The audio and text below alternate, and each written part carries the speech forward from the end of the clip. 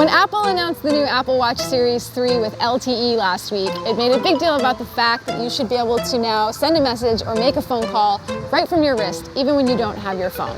In fact, the company showed a woman on a surfboard in the middle of the ocean getting a phone call on her Apple Watch Series 3. So we decided to put it to the test.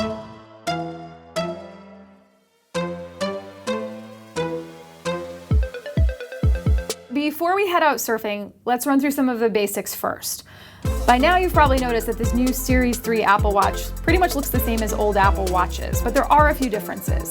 The crown of the watch now has a red dot on it, which is supposed to differentiate LTE versions of the Apple Watch from non-cellular versions, for whatever reason. The Series 3 watch also has an antenna built directly into its display. It has a faster processor, which Apple claims makes the watch 70% faster. And of course, it has the electronic SIM for LTE. The base price of the Series 3 watch with LTE is $399. There is a non-LTE version of the Series 3 watch, and that costs just $329, so it is a little bit less.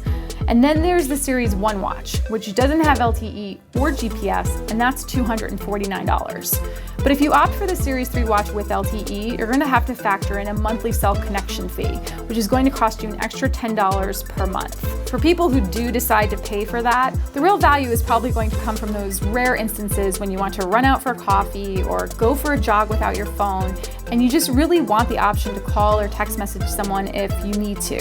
But based on my personal experience, I'm still not convinced I need to upgrade from last year's Apple Watch Series 2.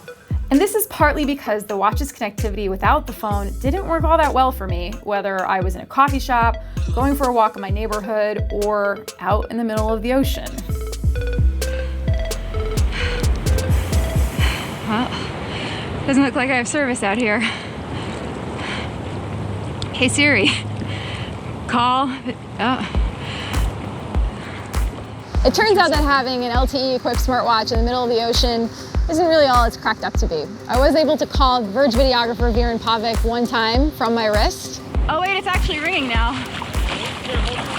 I either had no service or I only had 1 bar of service. It didn't always work that well.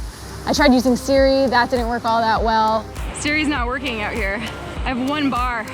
So yeah, I mean, I guess it's good in case you really need it, but it wasn't super reliable. Okay, let's talk about battery life, since that's really what's going to be impacted the most by having LTE in a smartwatch. I've had a really mixed experience with the Series 3, and that's partly because the first review unit I had, there was something wrong with it. Siri wasn't working, it wasn't always connecting to LTE when it was supposed to, and the battery was draining really quickly. I mean, it was dismal.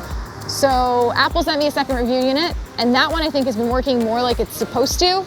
If you're not using LTE, you can probably expect to get a day to a day and a half out of the watch per charge, just like you would with another Apple Watch. Once you start using LTE, you will experience drainage though. We've been out here shooting for a few hours now, and around noon I hit the 30% mark on the watch, which isn't terrible, but once again, not as good if you're not using LTE. I can probably get a few more hours out of it at this point, but I'm definitely gonna have to charge it again today.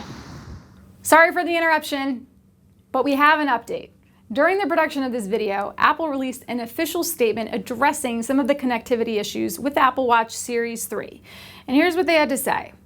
We've discovered that when Apple Watch Series 3 joins unauthenticated Wi-Fi networks without connectivity, it may at times prevent the watch from using cellular. The company also said it is working on a fix that will be issued in a future software update. So that sort of explains some of the issues I've been having trying to get the watch to connect to LTE, but we still don't know exactly when this new software release is going to be put out or how exactly it's going to fix things. Okay, back to our regularly scheduled review.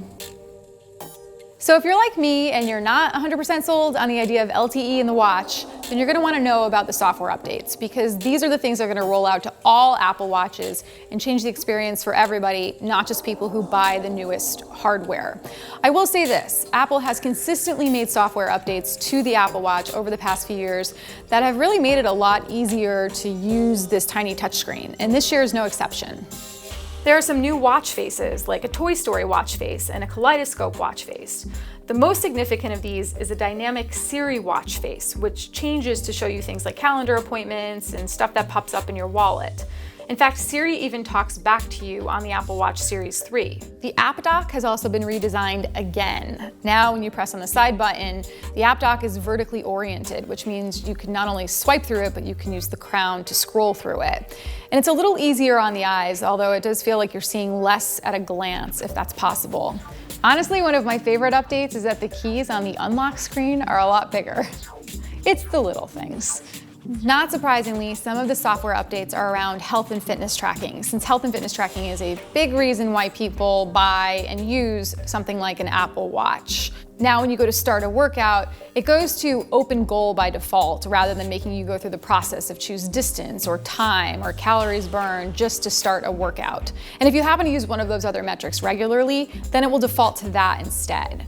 When you finish a workout now, the watch just shows you a done button that you can tap rather than showing you save or discard. Because I get the sense a lot of people were probably accidentally discarding their workouts after they were done. There are new swimming features. It breaks it down to what kind of stroke you used when you were swimming laps. There's a barometric altimeter now, which people who do elevation sports like skiing or snowboarding or hiking will appreciate. And there's now a multi-sport mode, so you can stop one workout and immediately start another. But the biggest changes are undoubtedly around heart rate sensing. Now with watchOS 4, the watch will show you things like your resting heart rate. And if you opt into it, it will also show you spikes in your heart rate when you're not working out, which could signal some type of irregularity or issue. All of this is part of a larger effort to offer more value through the existing hardware and software that Apple has, because honestly, wearables only have so much value, and the companies that make them know this. So they have to keep adding in more software features to make it just work better. So should you buy the Apple Watch Series 3 with LTE for $400 plus that $10 per month fee? It really depends on how much you're willing to pay for what I think is a very rare convenience of having LTE on your wrist without your phone around. Personally, I'm not buying it. I mean, I just didn't find it to be all that convenient. It drained the battery life, and I even had some instances like out in the ocean today where it didn't always work. But if you really like the idea of having it for running quick errands without your phone, going out for a run, or having it in case of emergencies, then that makes sense. But for me, I'll stick to other wearables.